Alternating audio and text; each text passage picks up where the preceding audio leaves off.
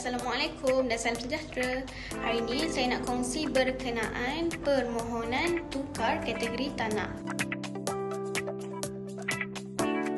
Mengikut Seksyen 52 Kanun Tanah Negara 1965, terdapat 3 jenis kategori tanah. Yang pertama ialah tanah pertanian, yang kedua tanah bangunan dan yang ketiga tanah industri. Pemilik tanah bertanggungjawab untuk menggunakan tanah mengikut kategori yang telah ditetapkan dalam dokumen hak milik ataupun geran tanah. Namun begitu, jika pemilik tanah berhasrat untuk menggunakan tanah selain daripada kategori yang telah ditetapkan, maka pemilik tanah boleh membuat permohonan tukar kategori tanah di Pejabat Tanah Daerah ataupun Pejabat Tanah dan Galian.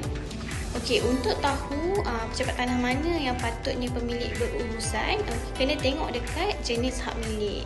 Jika hak milik tersebut ialah hak milik pendaftar tanah, maka urusannya di Pejabat Tanah dan Galian. Jika tanah tersebut di bawah hak milik pentadbir tanah, maka urusannya di Pejabat Tanah dan Daerah.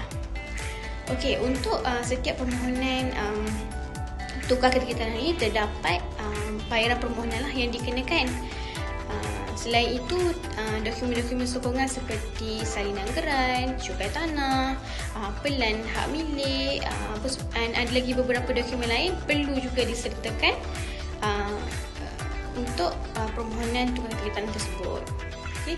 Senarai dokumen tu boleh didapati di setiap pejabat tanah yang kita berurusan lah, sebab dia sebab bayaran dan juga dokumen sokongan ni dia tak sama, dia mengikut pejabat tanah yang kita nak berurusan tu.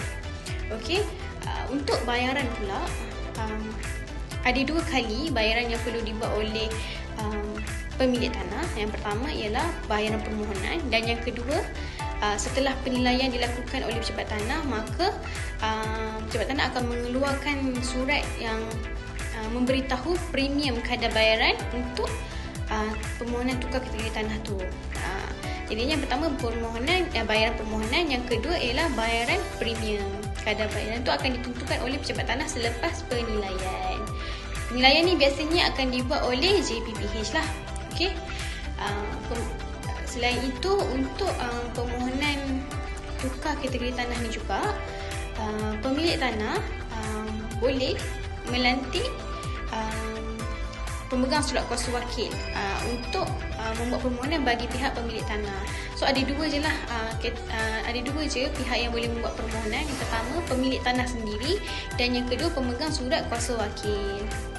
Okey, itu sajalah sedikit perkongsian berkenaan permohonan tukar kategori tanah.